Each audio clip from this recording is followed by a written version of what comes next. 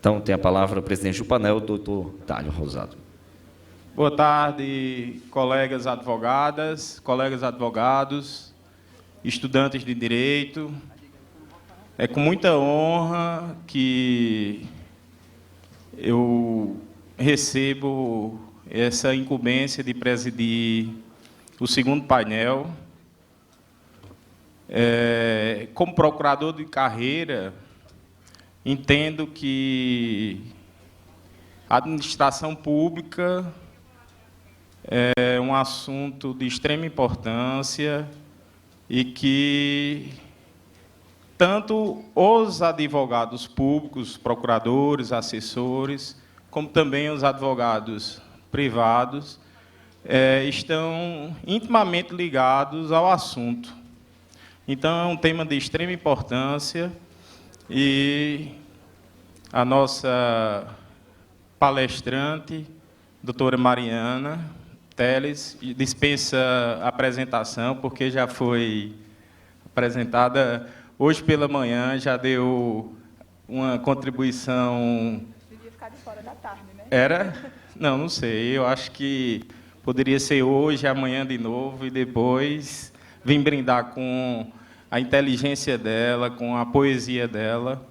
Então, a doutora Mariana, ela é advogada, certo? Estudou na Universidade Católica de Pernambuco, é especialista em compliance para o setor público, sertaneja de Tuparetama, como ela mesma disse, Pernambuco, com muito orgulho, né, doutora? Poetisa, declamadora, escritora, lança seu segundo livro, Outros Mares, pela gráfica e editora Halley, do grupo Claudino. É uma coletânea de poesias, certo? Que reúne a tradição da poesia popular e a vivência de uma jovem advogada, numa linguagem contemporânea e didática. Reúne ainda as expressões da cultura sertaneja em poesias revestidas de crítica social, sensibilidade e afirmação feminina na obra. Também, dando continuidade à palestra, temos o nosso conselheiro federal, doutor Arson, nosso amigo, certo? Possui graduação pela URNE, mestrado em Direito pela Pontifícia Universidade Católica de São Paulo. Atualmente é advogado e professor titular da Universidade Estadual da Paraíba e do UNIP. Exerce ainda a função de conselheiro federal da Ordem dos Advogados do Brasil. Atua em pesquisa nas áreas de Direito e Justiça, Política e Direito, Criminalidade e Cidadania, Direitos Humanos e Cidadania, Direito à Internet, Novos Direitos, Mediação de Conflitos.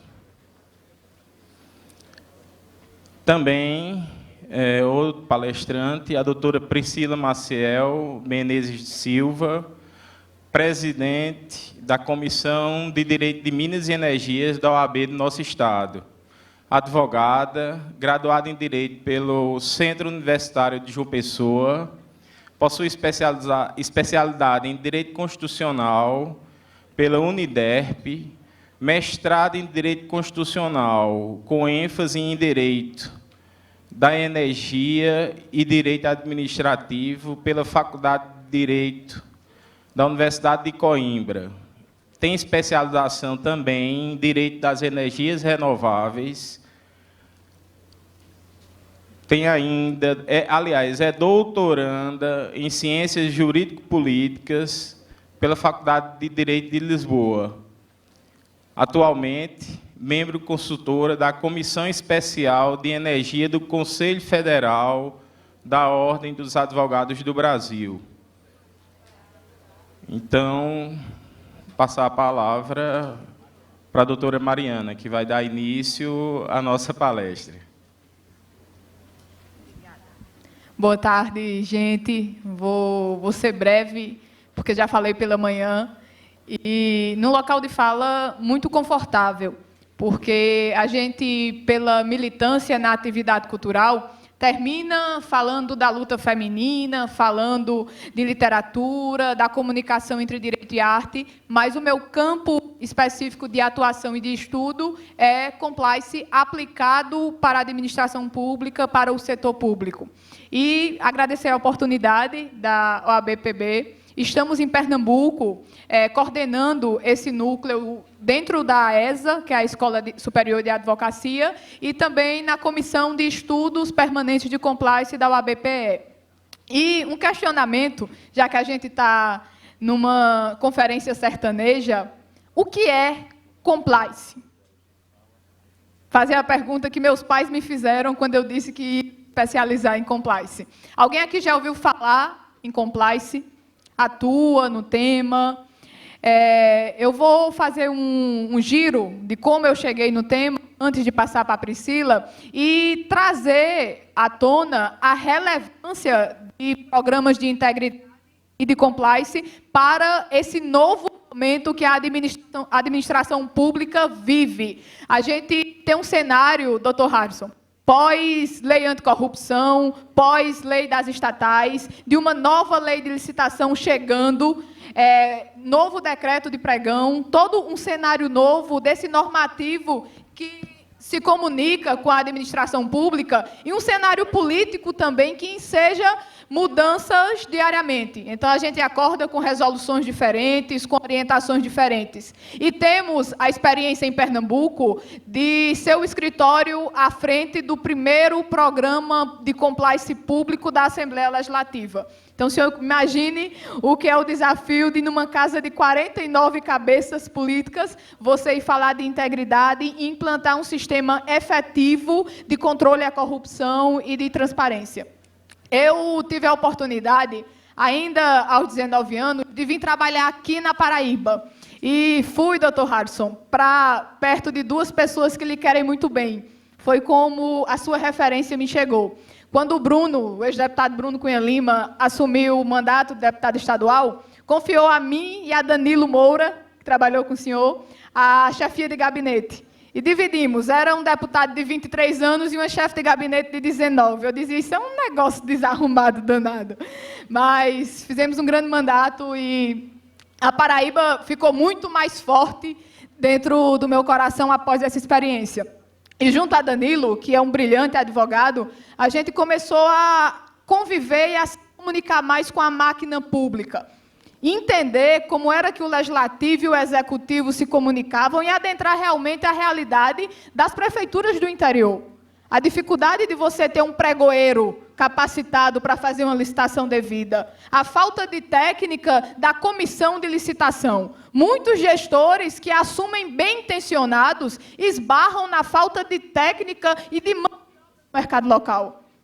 Então, a gente tem aí um Tribunal de Contas abarrotado de auditoria, de tomada de conta especial, de controle, mas que, por muitas vezes, é falta de material humano, falta de material técnico nas suas realidades. E prejudica gritantemente a advocacia que está mais distante, que é a advocacia do sertão. Dentro desse contexto, a gente vai para o Grupo Claudino. Eu migro da experiência no Legislativo e vou parar no Piauí.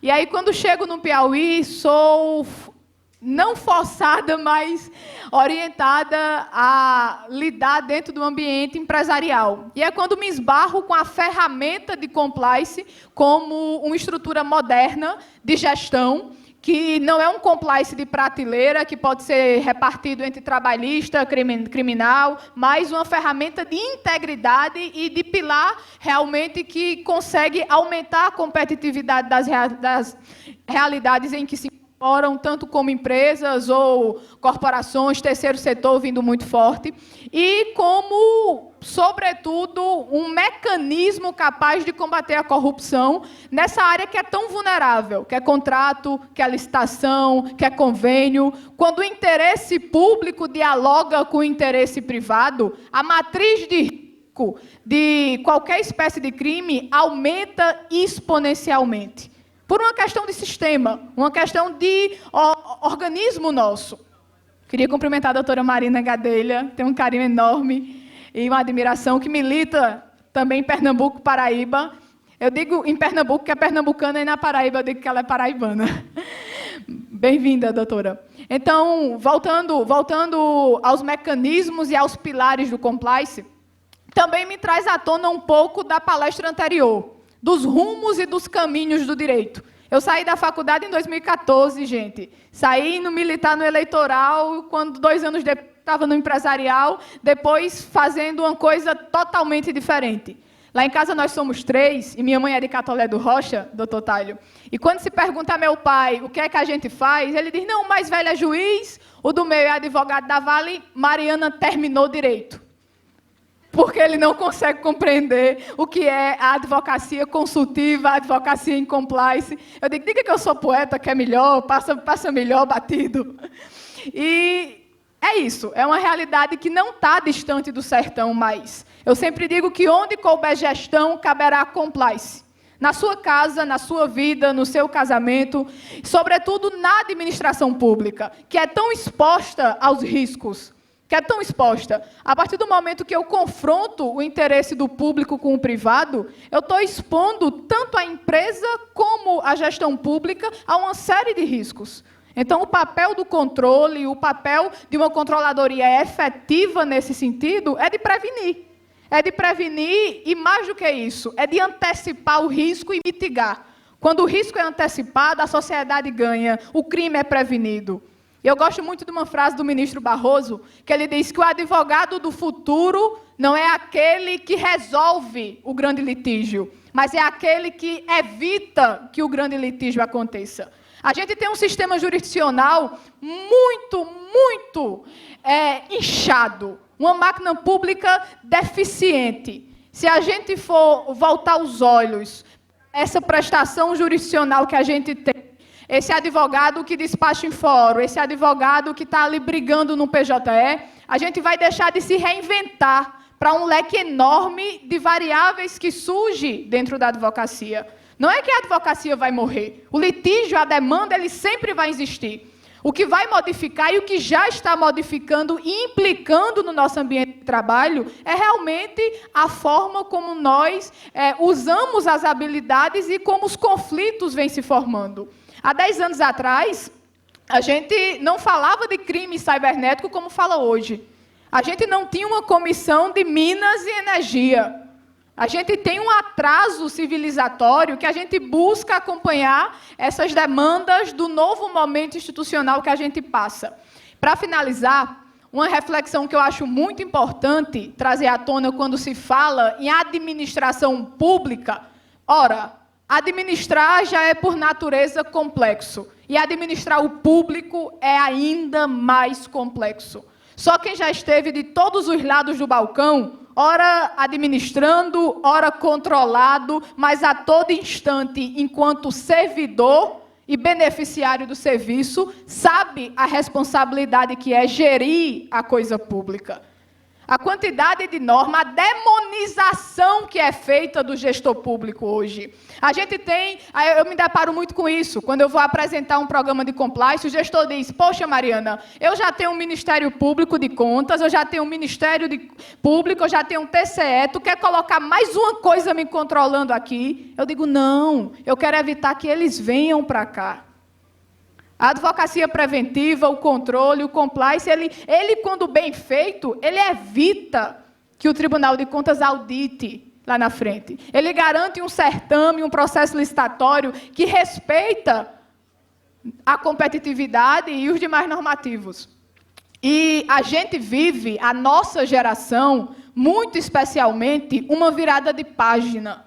E o bacana de uma mesa como essa é que, ao meu lado direito e ao meu lado esquerdo, eu tenho visões diferentes. Eu tenho advogados que viram a 866 entrar, viram a dificuldade de início e o impacto que uma lei de licitações causou em 1993, o ano que eu nasci, e estão vendo uma nova lei, que já foram, ora servidores e ora serviço ao mesmo tempo, que transitaram de todos os lados do balcão e vão trazer essa experiência para vocês dos novos contornos que os instrumentos como contratos, convênios e licitações foram se formando ao longo do tempo. Mas o mais importante disso é a gente entender que esses instrumentos, eles são necessários, eles buscam dar o máximo de segurança para quem contrata e para quem é contratado, e a gente tem uma associação de licitação e de contrato e de coisa pública muito demonizada, muito arraigada, que onde tem coisa pública tem crime, onde tem licitação tem crime, e essa não é a regra, ou pelo menos não deve ser a regra. A gente tem instrumentos normativos que, se e quando cumpridos, se execuídos ali em sua totalidade, geram um ambiente de muito mais segurança jurídica, um ambiente de muito mais garantia nesse sentido. Então, aproveitando o ensejo dessa virada de página institucional, é bom que nos situemos onde estamos no tempo. A gente está dialogando com a lei desde 2016, a 12846, que trata da anticorrupção, que veio aí como reflexo do desencadeamento da Operação Lava Jato. A gente veio em seguida com a 13.303 da Lei das Estatais, e toda uma preocupação voltada para a administração pública. Porque a crise política que nós vivemos hoje não nasceu de outro parto, senão entre a relação do público com o privado. Por isso que discutir a administração pública e suas ferramentas é tão importante. A crise política e econômica que a gente vive hoje nasceu da relação promíscua entre o setor público e o setor privado. Mais do que nunca, os nossos olhos devem e precisam estar voltados para o cumprimento da lei, para o cumprimento daquilo que é necessário para a efetividade e garantia dos nossos direitos. Então, colegas e estudantes, vivemos um momento único de virada de página institucional. E como toda crise deixa suas benesses, a gente está ficando aí com novos marcos regulatórios. Está batendo à nossa porta a nova lei de licitação, temos relatoria de um deputado pernambucano, deputado Augusto Coutinho, e toda uma carga normativa que vai implicar efetivamente no nosso trabalho. Que estejamos atentos, vigilantes, e não só na condição de advogados e advogadas, mas, sobretudo, na condição de cidadãos. Porque é a cidadania que interessa as práticas e que interessa o bom uso da máquina pública. Obrigada.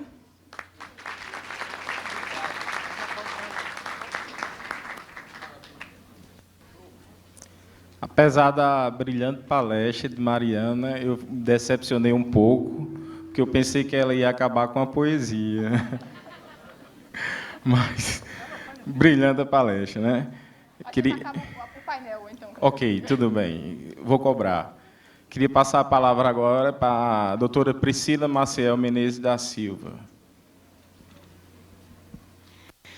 Pessoal, primeiramente, boa tarde. Para mim é uma satisfação estar aqui, uma emoção participar desse terceiro encontro da Advocacia do Sertão. E eu não podia deixar passar essa oportunidade para falar de uma grande advogada sertaneja chamada Lilian Guedes. Lilian é de Nova Cruz, do Rio Grande do Norte. Lilian foi uma grande defensora do progresso, feminista, nas posições de tomada de decisão, lutou e muito pela advocacia, então não... Alô? Alô? Acho que ela ainda disse alô, viu? Mas, enfim, Lilian nasceu em 1900 e cursou Direito na Universidade de Recife, imagina, com todas as adversidades daquela época de uma mulher entrar numa universidade. E, infelizmente, o passado de Lilian ele não tem muitos registros devido a um incêndio que houve na casa dela, mas a OAB Paraíba fez questão de referendar a sua importância e hoje tem uma comenda, Lilian Guedes, viu, Mariana? Para as advogadas que já ultrapassaram seus 50 anos de atuação. Então, existe essa comenda, então faço referência a ela. Faço referência também à doutora Rossana, vice-presidente da OAB Rio Grande do Norte, que, por coincidência, tanto Lilian como Rossana são potiguares, então, por isso, faço referência à sua presença. Obrigada, doutora Rossana. É uma satisfação conhecê-la. Eu estou sempre ali no YouTube, viu, vendo as suas entrevistas, então, para mim, é sempre uma inspiração. Gostaria também de fazer referência às mulheres diretoras da OAB, fazendo referência à doutora Larissa Almeida, Carol Lopes, a Marina Gadelha, nossa conselheira federal, todas as conselheiras seccionais, que está aqui, que eu sou conselheira seccional, mas eu não sou. Sou presidente da Comissão de Minas e Energia, sou diretora pedagógica da ESA e faço questão também de saudar o meu diretor-geral, que eu não sei se ele está por aqui, mas estamos também com o nosso diretor de pós-graduação, Leandro. Gostaria de agradecer a sensibilidade de Paulo Maia, sempre muito bom escutá-lo, e eu também registro aqui que sou fã de Paulo Maia, assim como muitos que aqui estão, hashtag, todos somos fãs de Paulo Maia, de fato. A fala dele demonstra sensibilidade e abertura para um novo tempo para a advocacia feminina. Eu não vou me cansar de falar disso, porque eu acho que a gente precisa lutar por isso, principalmente as estudantes que aqui estão. Na primeira mesa de formação, tínhamos 14 homens e uma só mulher. Então, a gente precisa mudar essa situação.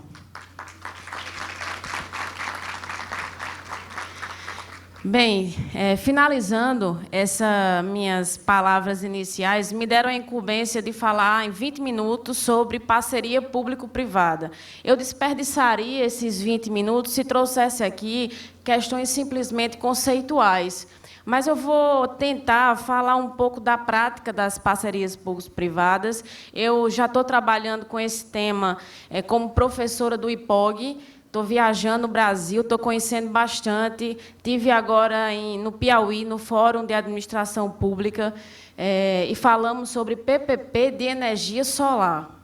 Eu vou fazer só um parêntese, porque essa parte de energia solar é uma parte muito sensível a mim. Eu fui para Coimbra, em 2011, fiz um mestrado em Direito Constitucional com ênfase em energia administrativo, e cheguei aqui, o presidente, na época, era o doutor Odon Bezerra, e propus a criação da Comissão de Minas e Energia. Lembro que na sala estava até o doutor Wilson Belchior, e ele ficou bem empolgado, Minas e Energia, mas, enfim, propus a criação dessa comissão em 2013, e aí, enfim, fiquei como presidente, sou secretária da Comissão de Energia do Conselho Federal, e me deu um espanto. Esses dias eu lendo o edital de licitação, viu, Mariana? E eu vi o seguinte: Exército abre licitação para contratação de empresa de painéis solares fotovoltaicos. Eu disse assim, caramba, o Exército, uma instituição tão conservadora, hoje instalando energia solar em seu prédio. Então, eu vi que a gente já não está mais falando de futuro, a gente está falando de presente. Isso se somou quando eu cheguei em Teresina e eu vi um projeto sensacional deles na área de energia solar. Existe o PPP Piauí. Primeiro que o Piauí é referência na área de PPP, né? Outro ponto também é que eu fiquei até um pouco assustada, Mariana, que eu não sabia, mas as PPPs elas estão muito mais no Estado e nos municípios do que no próprio governo federal. E, assim, eu fiquei pensando... Exatamente. Aí eu fiquei pensando, por que a gente está na Terra do Sol, Cajazeiras, cinturão do sertão, né, que a gente abarca aqui, Rio Grande do Norte, Paraíba, e Ceará, exatamente. E por que a gente não fala disso, né? Por que a gente não tem esse tipo de iniciativa, parceria público-privada na área de energia solar? Em que pese as questões ideológicas, e aí que a gente está vendo isso frequentemente, né, nas redes sociais, enfim, que parceria público-privada é coisa de liberal, né? Tem muito isso. Os liberais, no caso, adotam as parcerias público-privadas. E governos socialistas, não. Já tem aí uma contradição, porque a lei de PPP nasceu no governo Lula, né? Se assim for. A lei de PPP é de 2004. Lembrando que a lei de PPP ela já vem de uma nova roupagem da relação público-privado. Mariana fez aqui uma referência, que é a lei de 93. E a lei de licitação de 93, ela já nasceu antiga, porque naquela época estávamos entrando numa administração gerencial. Exatamente, modelo de Estado modificando, e nós temos uma lei que é extremamente burocrática, que afasta, a ideia é essa, é afastar o privado do público, ou melhor dizendo, proteger o público do privado. E já nasceu tão antiga, prova disso, é que estamos com o substitutivo de 2017. Mas a PL que visa reformar a lei de licitação é de quando, Arthur? De 95, ou seja, a lei foi instituída em 93, em 95 já tinha-se um projeto para reestruturá-la, para reformá-la, e a gente ainda está discutindo as suas transformações, em que pese o tantos aditivos, enfim, as tantas pequenas reformas pelas quais ela passou. Mas, voltando um pouco para a parceria público-privada, nós temos uma espécie, não sei se vocês já escutaram esse termo, mas de joint venture, né? Que é uma colaboração entre o setor público e o setor privado. Nós, inclusive, na graduação, já temos essa noção de que a divisão entre direito público e direito privado é uma questão meramente didática, porque os dois estão cambiando cada vez mais. A aproximação do público do privado se dá porque, irremediavelmente, o privado ele tem muito mais capacidade operacional e muito mais capacidade de apresentar resultados, pelo menos em tese, certo? Nesse lado de energia solar, e aí Mariana tocou num assunto importante, que a questão é o seguinte: nós temos um déficit de servidores tecnicamente capacitados dentro de municípios. Então, Mariana, eu vou dar a título de exemplo. Nós temos agora um edital em Campina Grande de energia solar, certo? Na verdade, Campina Grande adotou um modelo seguinte: ele, em um só edital, colocou a licitação para iluminação pública e a licitação para construção de painéis fotovoltaicos. E isso gerou uma questão aí com o próprio Tribunal de Contas do Estado, que indagou que seriam duas licitações diferentes, porque eram objetos diferentes, consequentemente, é economicamente viável esse fracionamento, e, por lei, quando é economicamente viável, tem que se fazer esse fracionamento. Só que o seguinte, Campina Grande foi pioneira, se eu não me engano, e aí eu vou fazer até meu registro de desculpa se eu estiver pecando com algum outro município, mas me parece que Campina foi pioneira. Em geral, as PPPs, eles encaminham inicialmente um edital para manifestação de interesse. Mas aí eu pergunto, Mariana, quem é que vai julgar, ou quem é que vai... Exatamente, mas quem é que vai julgar um projeto de energia solar dentro de um município? Será que temos equipes capacitadas? Mas é importante que a gente não se prenda aos problemas e sim que apresente soluções. Deixa eu só dar um dado. A energia, ela representa mais de 15% da despesa corrente dos municípios, certo? E cada vez mais a gente tem uma energia mais cara. Então, assim, os estados, hoje, os municípios, os entes públicos, já têm condição de ser autoprodutores de energia. Em 2012, nós tivemos a resolução 412 da ANEEL. E a 412 da ANEEL, no caso, trouxe a formalização da micro e mini geração de energia. Alguém já ouviu falar nisso, micro e mini geração de energia? O que é micro e mini geração de energia? Você compra o seu painel fotovoltaico, você pede um parecer da Energisa, até porque estamos aqui na concessão da Energisa aqui na Paraíba, e se a Energisa aprovar, você pode instalar o seu painel. A grosso modo, é basicamente isso. Ou seja, a sua relação é imediatamente com a distribuidora. O que é que isso facilitou? Eu, para gerar energia, eu não preciso de outorga, não é verdade? Eu não preciso de outorga. Isso, há uma disrupção no mercado de distribuidoras, não é verdade? Porque quanto mais micro e mini geradores surgirem, o que é que vai acontecer com a distribuidora? Ela perde receita.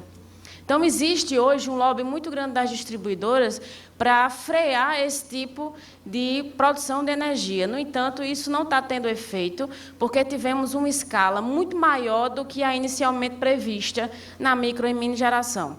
Portanto, é uma grande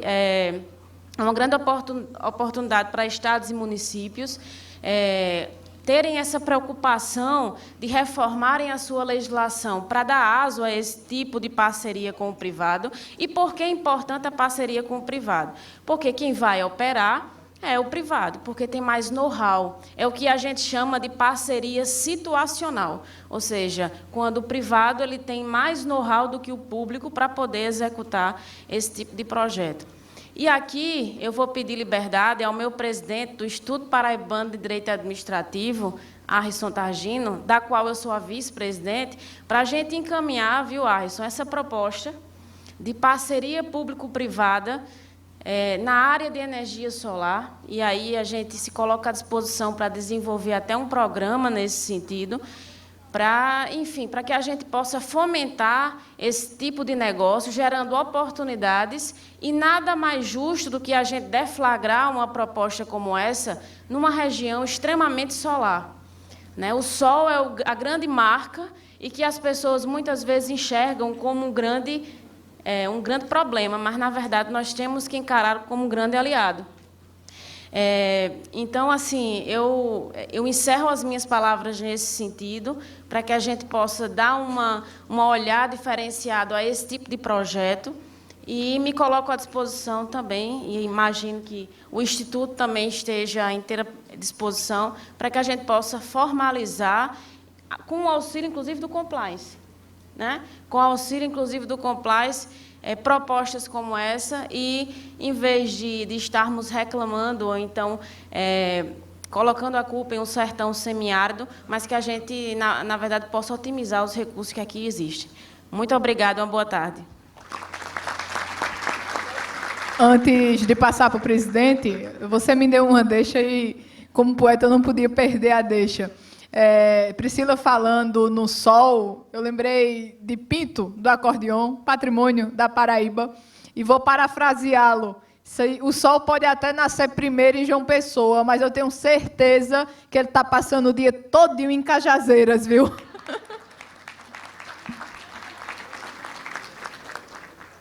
Passar a palavra agora para o professor Arrisson. Com certeza.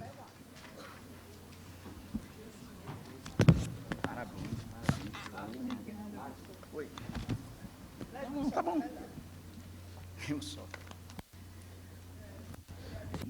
Boa tarde a todas e a todos. Vício de professor é sempre falar em pé, e advogado, então, fica meio desacostumado.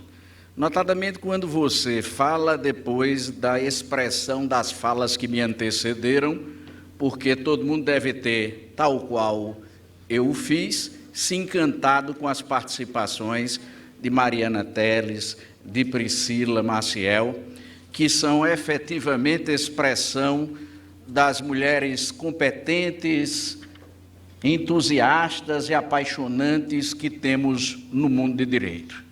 Permitam, por primeiro, saudar o presidente, o vice-presidente do Conselho Federal da OAB Nacional, conselheiro e amigo Luiz Viana, o meu presidente, líder, espelho de todos nós, que é Paulo Maia, presidente da OAB da Paraíba, ao Jônio Pereira, que representa Cajazeiras e todos os advogados sertanejos, e também aos meus colegas conselheiros federais, Odom Bezerra, Rogério Varela, Wilson Belchior e Marina Gadelha, sem deixar de esquecer de também saudar o presidente da Caixa de Assistência dos Advogados da Paraíba, doutor Assis Almeida, e me permita saudar também a sua colega diretora, doutora Verusca Maciel, ao lado dos diretores da OAB, a doutora Larissa Almeida,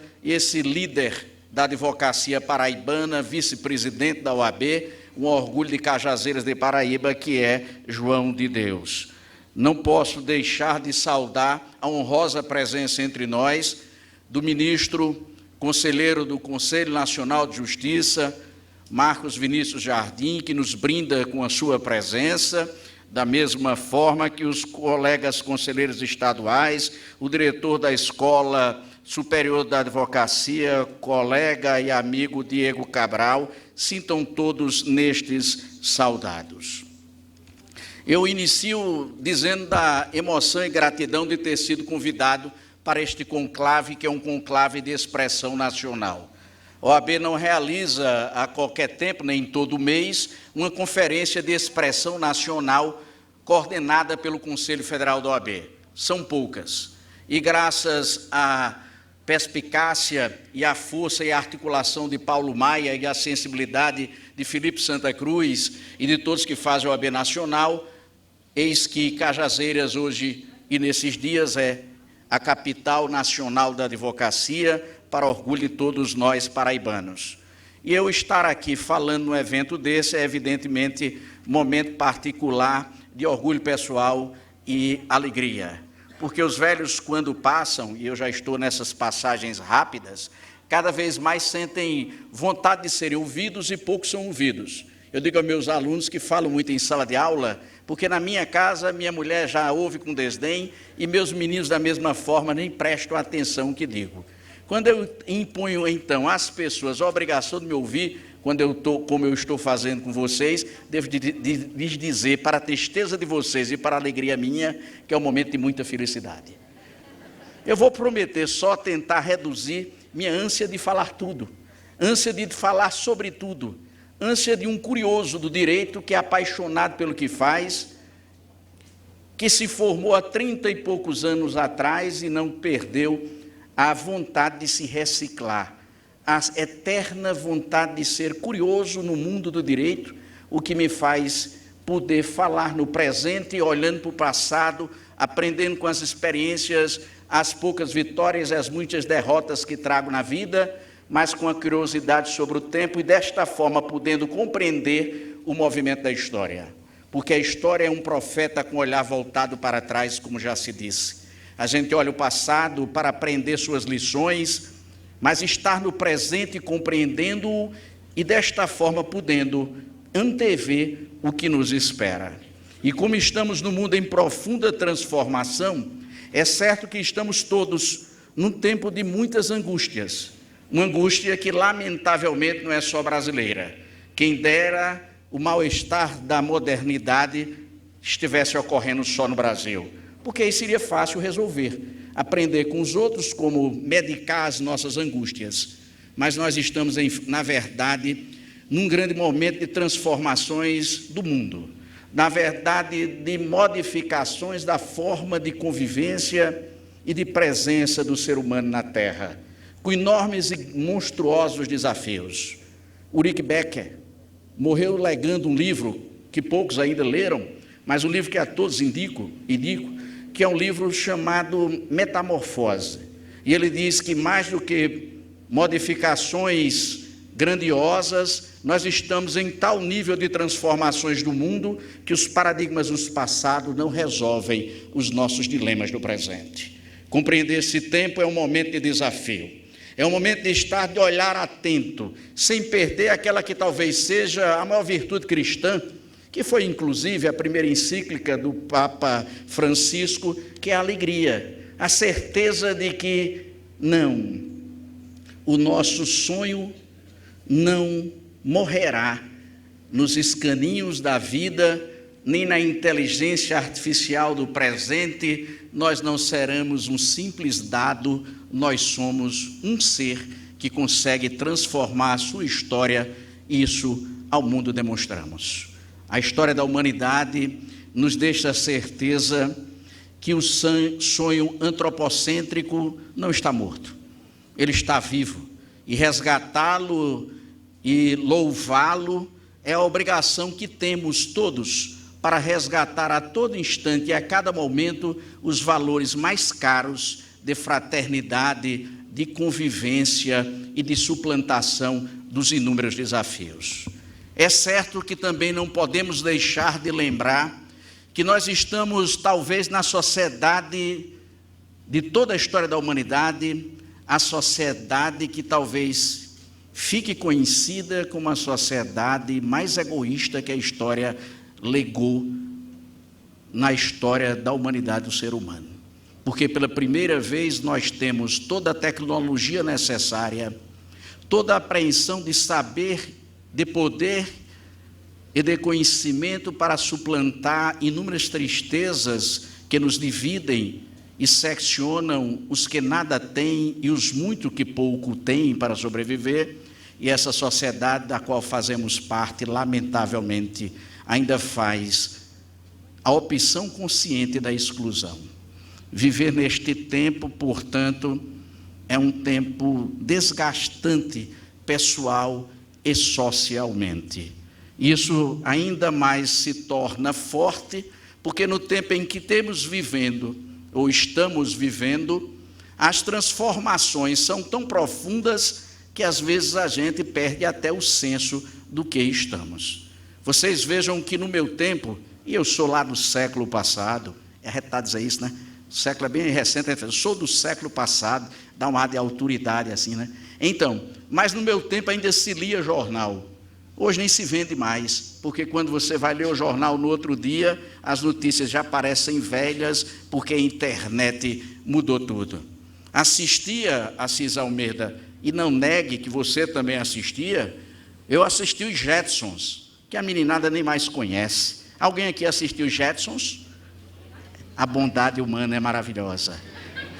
Então os Jetsons tinham lá um videofone, a gente conseguia ver alguém falando, e é Jeová Campos, meu querido amigo, a gente conseguia ver alguém falando por uma tela, e eu confesso a vocês, eu era apaixonado com aquele instante, até que quando morando em São Paulo e andando numa praia de Paulista, que é shopping center, eu me deparo com um videofone, e eu parei, o cidadão, o senhor pode entrar, e eu não conseguia me mover, porque eu estava espantado, porque os Jetsons estavam se tornando realidade.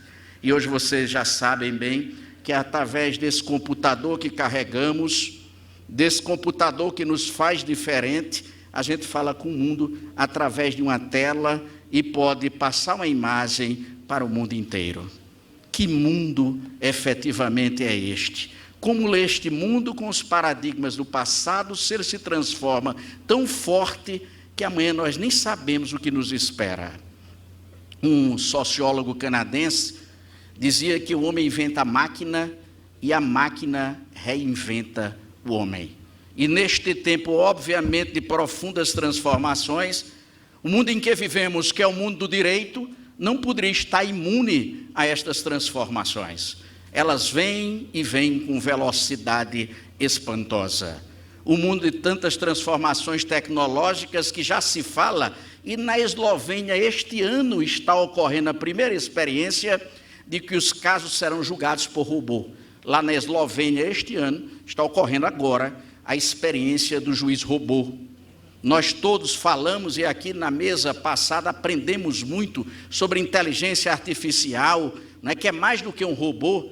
Né? A inteligência artificial ela vai aprendendo com o tempo, e estamos vendo que isso traz dificuldades ou traz transformações no mercado de trabalho dos advogados, e há quem diga, até para nos espantar, que se preparem, a advocacia vai acabar. Eu, modestamente, eu tenho muita e firme convicção de que, apesar dessas transformações profundas, Rodrigo Toscano e Delosmar Mendonça, que nos brindam com as suas luminosas presenças, apesar dessas profundas transformações tecnológicas, não.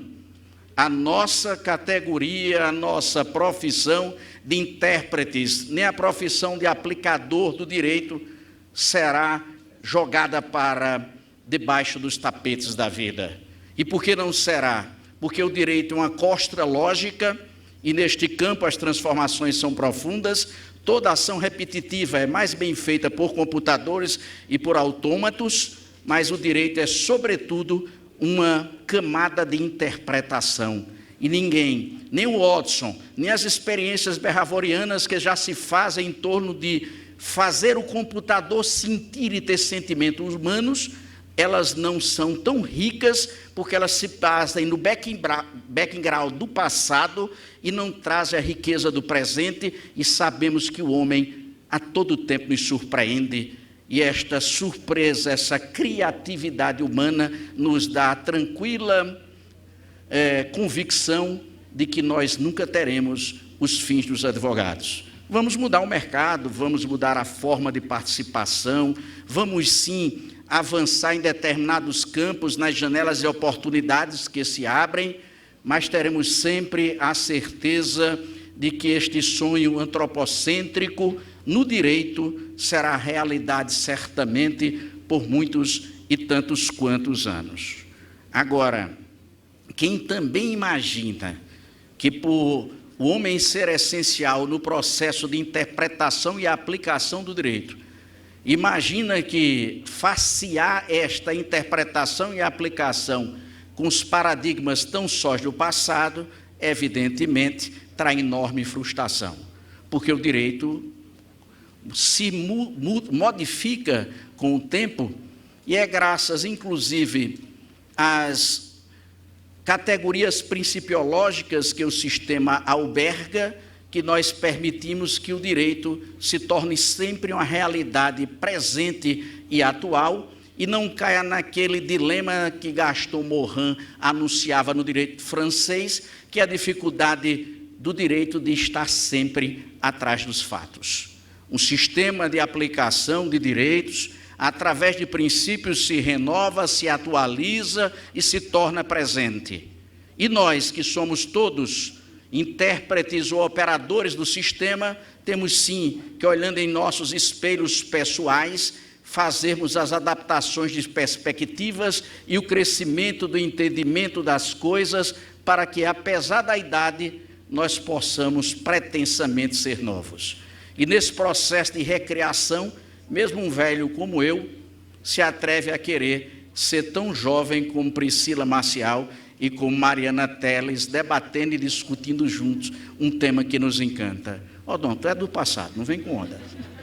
Brincadeira, né? Porque Odon é um belo exemplo de advogado, de jurista, professor, que é sempre inspirador nas renovações de suas esperanças e de seus conhecimentos. E assim devemos ser todos nós. E o direito administrativo, por conta disso e em face disso, também tem passado por transformações profundas.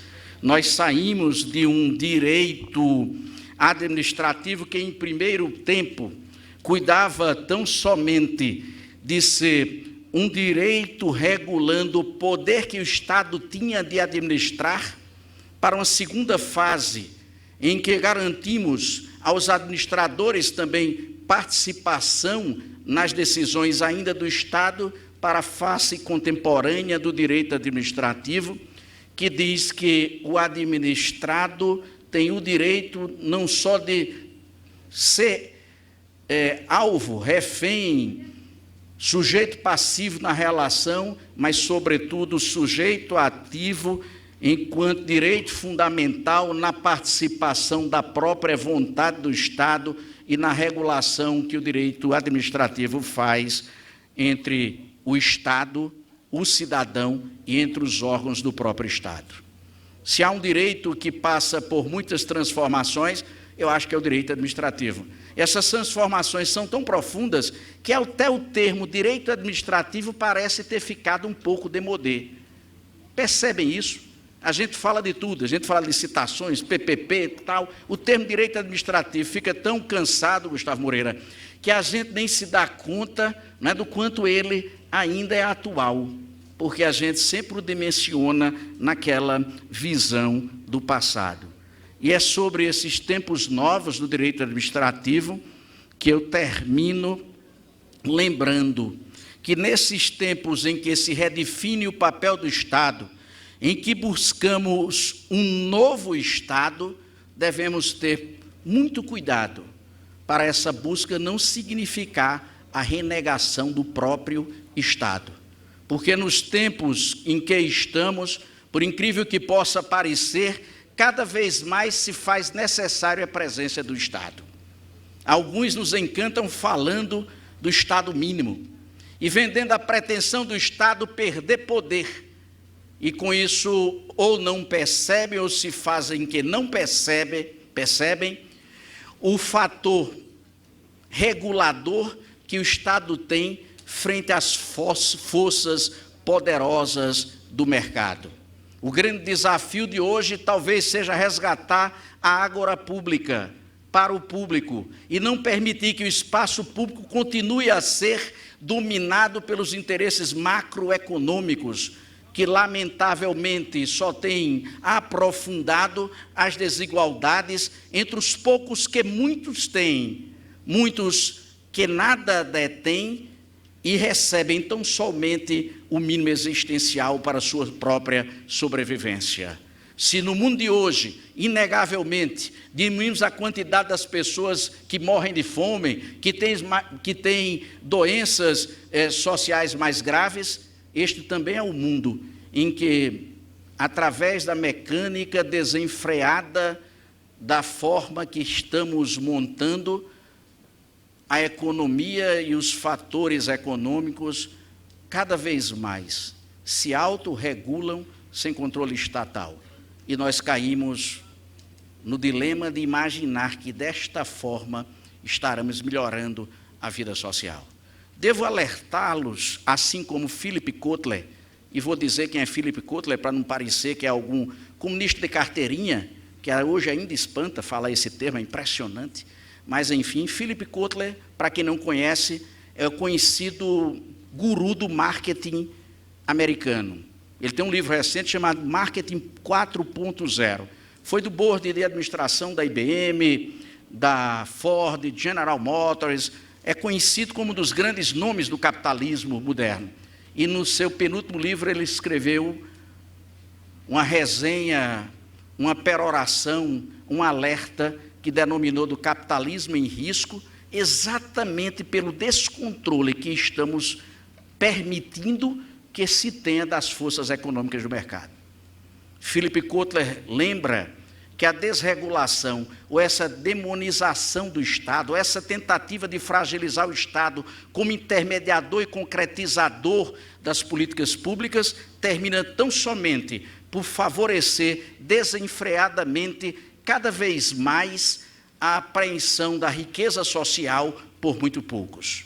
E não à toa, ele coordenou uma ação dos 128 bilionários americanos, 128 bilionários americanos que, em vez de pedir menos Estado, estão pedindo mais Estado.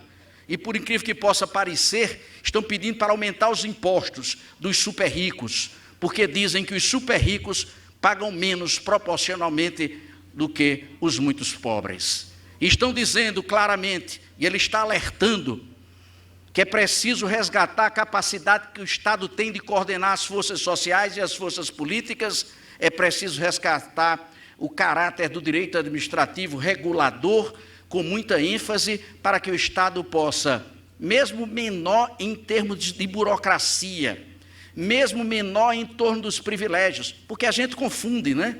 A gente, quando fala do Estado mínimo, confunde Estado mínimo com Estado gordo, que é o que a gente tem. Não sei se a palavra é boa, né? Eu me sinto até por ela um pouco agredido, porque eu estou já bem gordinho, mas, enfim, do Estado paquiderme que nós montamos, de uma burocracia imensa que se autossubsiste em seus privilégios, e basta olhar para o Poder Judiciário para a gente perceber o quanto ele é criativo na busca de seus próprios privilégios, dos seus auxílios moradias, dos seus auxílios saúde, até de auxílio livro que se dá, auxílio paletó, como chame, conselheiro, não é? Os tantos privilégios que o Judiciário se dá. Não é esse o Estado que se quer vivo. Nós queremos ele, sim, menor, mais magro, mais ágil, menos burocrático, até pela certeza que a desidratação do Estado também significa menor índice de corrupção. Nós queremos um Estado mais ágil, um Estado mais leve, mas um Estado forte, que possa efetivamente mediar e regular a condução da boa governança. E para que esse Estado possa se legitimar enquanto boa governança, não pode esquecer da sua luta contra a corrupção dos agentes do Estado, luta essencial que resgata campanhas da própria Ordem dos Advogados do Brasil, como a busca da ética na política e outras que não podem ser esquecidas.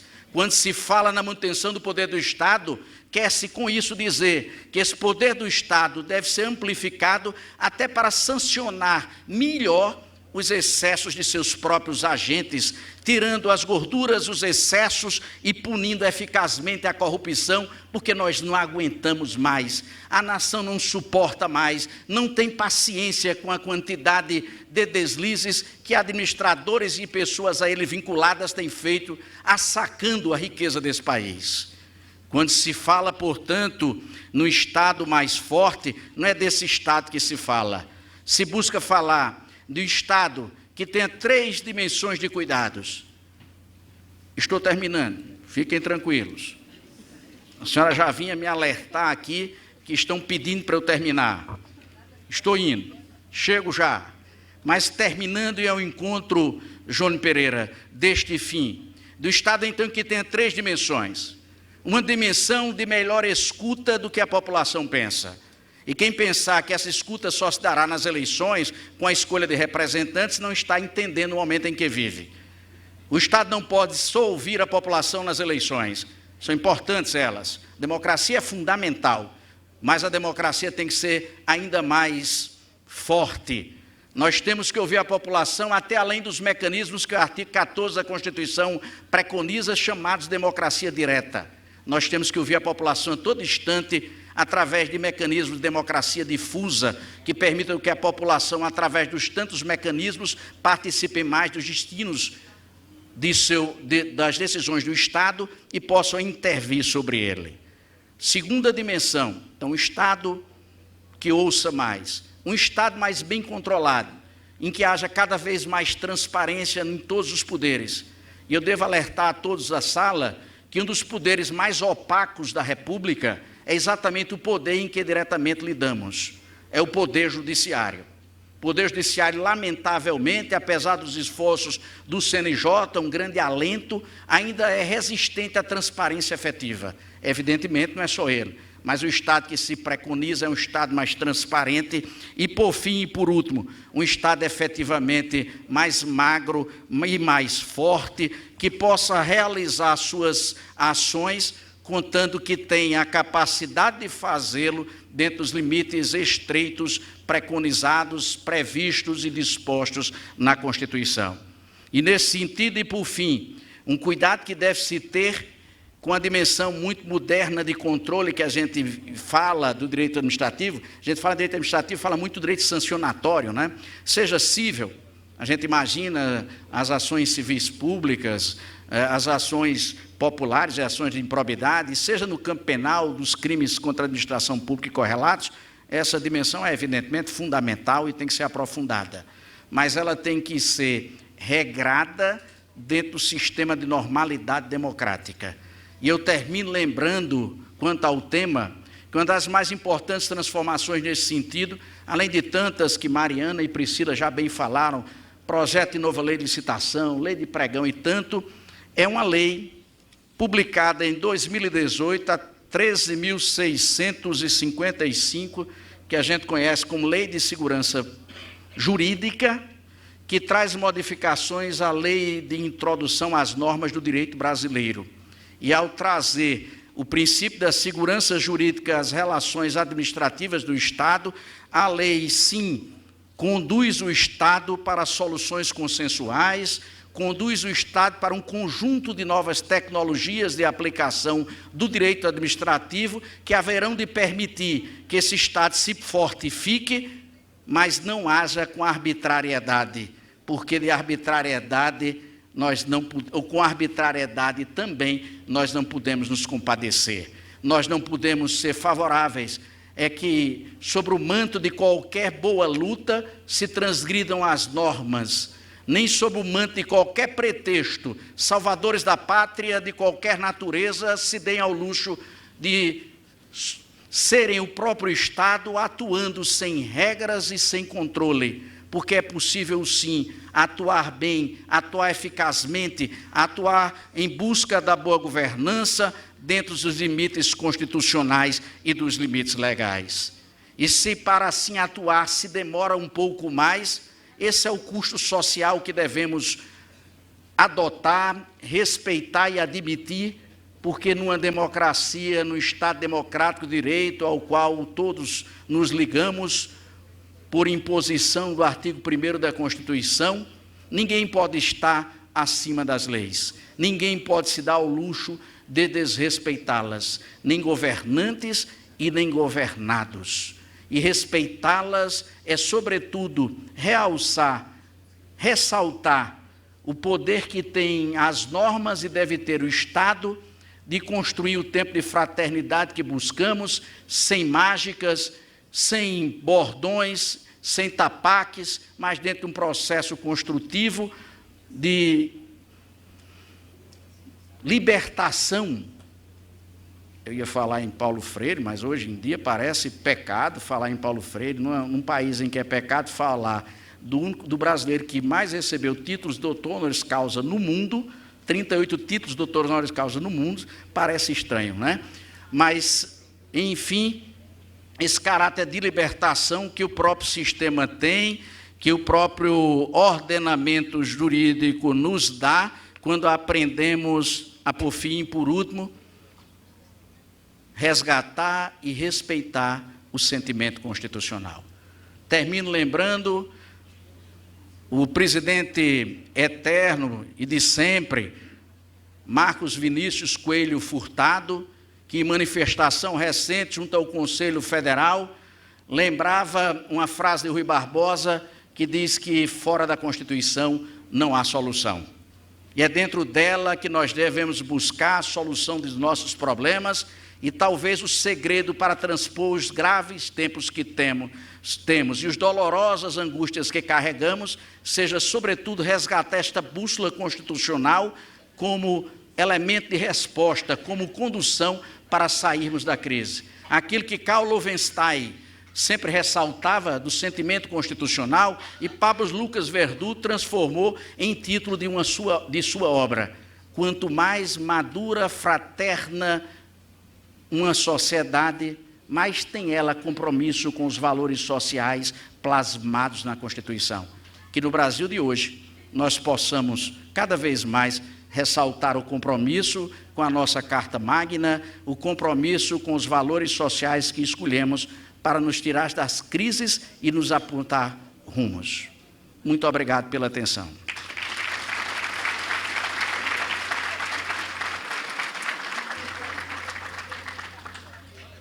E aí eu vim até pensando que nós não fazemos o tempo, e até bíblico.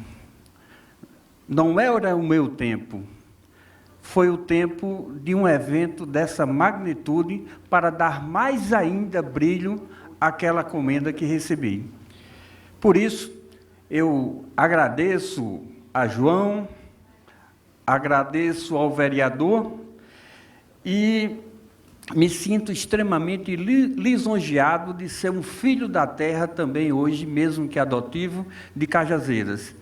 E só Deus sabe, Joãozinho, Chico Araújo, o quanto lutei pela advocacia sertaneja. O sonho da advocacia de Cajazeiras era ter uma sede própria. E me permita, presidente, fazer um breve histórico. Eu recebia o projeto das mãos da advogada mais experiente de Cajazeiras. E naquele instante, eu procuro o Joãozinho aqui para que ele confirme isso. Joãozinho olhava para mim e dizia: estou te entregando esse projeto, mas não acredito que vai se concretizar. E eu dizia: se fizer uma coisa apenas em todo o meu mandato, vai ser a subseção de Cajazeiras. Você pode ter certeza disso. E aí eu tenho que render homenagens e dizer a verdade. Eu agradeço muito ao Alfi Cavalcante, que acreditou no nosso projeto e transformou aquilo que Busato veio e conseguiu e que lançou a pedra fundamental, eu consegui erguer, com muito suor, com muito sacrifício, uma boa sede para abrigar a advocacia do sertão paraibano, que era muito almejada. Mas avançamos mais. E na região de Cajazeiras, nenhum fórum ficou sem sala de advogado. Nós fizemos todos os fóruns com salas de advogados. E essa foi uma luta nossa com o Joãozinho. Simples aos olhos de quem estava ali apenas olhando aquela máquina, mas muito importante para aquele advogado que estaria se deslocando até aquele fórum. Para mim, foi motivo de muita alegria e, novamente, Deus fez a coisa na hora certa. Ao relator, não cabe falar, mas a impaciência de advogado me insta a falar daquilo que foi debatido aqui nesta mesa. E quando se falou da demonização da Lei 8666, é até bíblico, pelo próprio número da lei. E ela foi o terror de todos os prefeitos e todos os gestores, porque a eles cabia única e exclusivamente responder ações perante a justiça. E muitos deles já tinham deixado o governo e tinham muita dificuldade em ter acesso à documentação para se defender. E aí eu chamo a atenção para algo primordial na administração pública: a presença do advogado para orientar o gestor. E vem outro tema que é debatido hoje dentro do Conselho Federal da Ordem dos Advogados: a obrigatoriedade de todos os municípios fazerem concurso público para procurador. E aí eu indago a vocês: será que todos os municípios paraibanos teriam a condição de pagar condignamente a um procurador? Será que aquele advogado lá da capital que se submetesse ao concurso público se submeteria também a ganhar um salário mínimo, como eu vi na condição de presidente da Ordem dos Advogados do Brasil? É um edital publicando com um salário ínfimo desse que, me desculpem, não se paga mais nem a uma empregada doméstica. E nós, advogados, não podemos, de forma alguma, ficar à mercê. E aí uma crítica: infelizmente não tivemos ninguém do Ministério Público hoje aqui, e eu senti essa ausência. Não vi também ninguém do Judiciário. Senti a ausência. Mas nós estamos entre pares. Precisamos discutir essa questão para aquele advogado que presta o serviço ao ente público, que muitas vezes ele recupera dinheiro para a prefeitura de mais de 8 milhões de reais e recebe uma sucumbência de R$1.000. E aí a advocacia paraibana e brasileira está hoje à mercê de ações civis públicas. Ora, ele não furtou, ele não fraudou, ele recuperou, mas ele vai ser considerado o ímprobo. Ele não vai poder mais contratar com o serviço público. E nós estamos sob essa égide. A égide do Ministério Público regeu o município a ponto de chegar e impingir um termo de ajustamento de conduta. A advocacia brasileira não pode ficar calada e não pode se dobrar a esse tipo de ingerência. Nós somos fortes se estivermos juntos. E isso está sendo discutido no Conselho Federal. E precisamos aprofundar e nos irmanar. E aí, para encerrar, já que eu me alonguei mais do que devia, semana passada, fui despachar um processo na Casa Grande. E aí eu via a Casa dos Recursos. E aí eu via de um dos componentes, dizendo, olha, nós resolvemos a situação de um processo aqui que envolvia advogado, Marcos Vilar não está aqui, mas interessaria ele diretamente.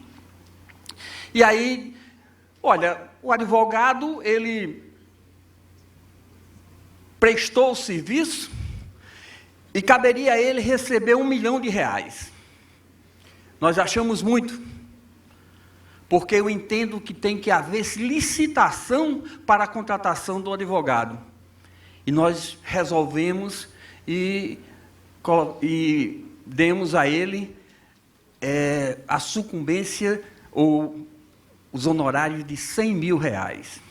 E aí eu ficava pensando, será que nós, advogados, temos que nos submeter à licitação? E fazia a seguinte indagação, olha, se ponha no lugar de um prefeito, e que eu tenha sido o concorrente, e sou teu adversário político, e sou teu inimigo pessoal. E o senhor, a senhora, faz uma licitação, e eu ganho. O senhor ou a senhora terá a confiança de assinar aquela procuração para mim? Claro que não. Isso demonstra a fidúcia do nosso trabalho, a relevância do advogado em orientar o prefeito de recuperar crédito e não estar criminalizado. Eu tinha que falar isso. Não poderia sair de Cajazeiras de forma alguma sem levantar essa preocupação. E como disse, serei a voz junto com Arrisson, junto com Marina, junto com todo Rogério, com Rodrigo Toscano, na luta pelo advogado sertanejo. E aí mostrar para o Brasil inteiro essa pluralidade de regiões. Nós não podemos nos comparar com as regiões do sul-sudeste, que venham para cá e sintam as nossas dificuldades, saibam o que é o dia a dia de um advogado na cidade de Cajazeiras, em São José de Piranhas e demais localidades, em Princesa Isabel. É assim que devemos lutar em favor da classe por uma melhor condição de trabalho. Afora as outras mazelas, como custas processuais, como morosidade processual, que todos nós sofremos, e eu não seria repetitivo em falar isso aqui. E, por fim, dizer que Dr. Arrisson, com essa sua cultura vasta, ele falou de algumas coisas simples. Do Jetson, eu não me lembro disso, viu, doutor Jarson? Não me lembro de forma alguma, mas eu gostaria de finalizar contando algo que vi. E a nossa realidade. Eu sou do tempo do Batman, daquele Batman falastrão, que demonizaram o Batman e fizeram dele um assassino, e que poderia matar. E eu descobri que a vida, ela imita a arte, ou a arte imita a vida. E certa vez, como todo garoto, ele gosta da cama dos pais, o meu filho mais novo correu para a cama, ligou a televisão num canal infantil, e pela madrugada eu me acordei, Arrisson, e olhei, estava passando aquele Batman dos anos 60. E eu fiquei olhando e vendo o carro do Batman. Hoje é uma brincadeira. O computador do Batman. E o Wilson Belchior e os demais mostraram que aquilo hoje é uma simplicidade, é uma realidade. Hoje nós estamos no tempo agora de nos comunicar através do WhatsApp. E até dentro de casa a gente manda um WhatsApp para o outro quarto. A que ponto chegamos? A fofoqueira acabou-se, porque ela é hoje o WhatsApp. A questão da fofoca, e aí esse avanço, nós que somos de uma outra geração, da geração ainda, eu comentava com Luiziana, da petição na pena, que passou para a máquina, que chegou ao computador e hoje o pesadelo judicial eletrônico, o PJE. Então, eu quero finalmente não cansar vocês com as minhas loucuras, talvez, mas encerrar novamente agradecendo o carinho do povo sertanejo. E aí eu lembro o que disse na segunda Câmara, terça-feira, que Cajazeiras, ela se notabiliza pelo sol quente, mas ele é tão frio em comparação com o amor desse povo. Muito obrigado.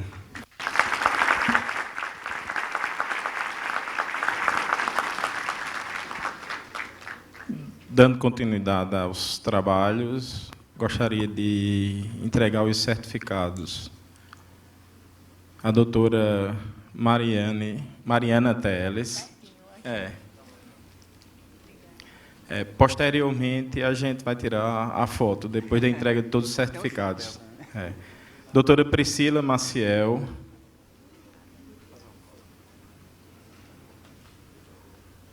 Doutor Arrisson Alexandre Tagino. Doutor Odon Bezerra. Pedi que o doutor Odon faça a entrega do meu certificado. Ao doutor Tálio Rosado de Xavier, com muita honra, entregar o seu certificado. Pedir aos membros E agora, finalizando o painel, gostaria de agradecer a participação de todos os palestrantes, do nosso relator, e queria aqui, rapidamente, fazer algumas considerações. Queria saudar o meu amigo Paulinho, ex-presidente lá da subseção de Patos, a quem eu saúdo todos os demais participantes do evento e todas as autoridades. Queria ressaltar aqui que Cajazeiras está de parabéns pela realização do evento, pela organização, pessoal da diretoria, meu presidente, vocês estão de parabéns, o pessoal que está cuidando da organização, os servidores, os funcionários da OAB, da seccional, da subseção, enfim, todos que têm contribuído para este evento. Não poderia me furtar também de ressaltar aqui o momento que a advocacia tem enfrentado. Todas as dificuldades que nós temos no dia a dia, né, nessa labuta difícil, a gente tem que conviver com presunção de juízes, de promotores, a gente tem que conviver com a morosidade e, por último, com a ditadura do judiciário, certo? O fechamento das comarcas é algo que vai atingir em cheio, não só a população, o jurisdicionado, aquele que busca resolver seus conflitos na justiça, também os advogados. Então, acho que é o momento da gente se unir cada vez mais e dizer não ao fechamento dessas comarcas. Eu acho que Cajazeiras, há pouco tempo, já passou por isso, né? A Justiça do Trabalho, e tem mais outra comarca que vai ser agregada. Então, isso tem tornado... isso é um calo para a advocacia, para nós dirigentes. É com muita tristeza que a gente está aqui relatando isso. E, por fim, meu presidente, eu não poderia me furtar, até porque eu sou procurador de carreira, certo? De fazer uma pequena intervenção e discordar um pouco. Eu realmente sou contra a criminalização de qualquer advogado, está entendendo? No exercício da sua profissão. E realmente isso é uma aberração que o Ministério Público tem procurado fazer, Mas eu defendo aqui, realmente, a realização de concurso para as procuradorias, até mesmo porque eu vejo o procurador com independência e com imparcialidade. Se é para contratar um advogado, eu acho que é justo o prefeito está entendendo ter a sua defesa.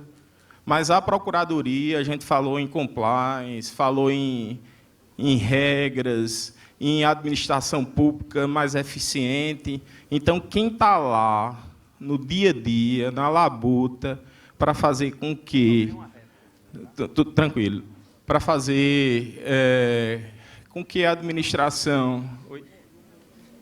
É realmente a procuradoria, certo? Uma procuradoria que atua com imparcialidade, no dia a dia, ela faz com que o Tribunal de Contas não tenha muito a questionar, o Ministério Público. Então, por isso que eu defendo procuradoria e concurso. Defendo também a contratação de assessor por prefeito, certo? Então, eu acho que pode haver uma conciliação com isso. Muito obrigado. Não fomentando o debate, eu queria apenas fazer uma consideração e repetir o que eu disse no Conselho Federal. Eu não sou contra o concurso público. Eu sou a favor. E aí eu invoco o testemunho de Rogério e o testemunho de Harrison. Eu sou a favor, mas nem todos têm essa capacidade de absolver um procurador. É essa questão única e exclusiva. E, se quiserem, eu posso trazer a minha fala no Conselho Federal. Então, declaro encerrado os trabalhos desse painel.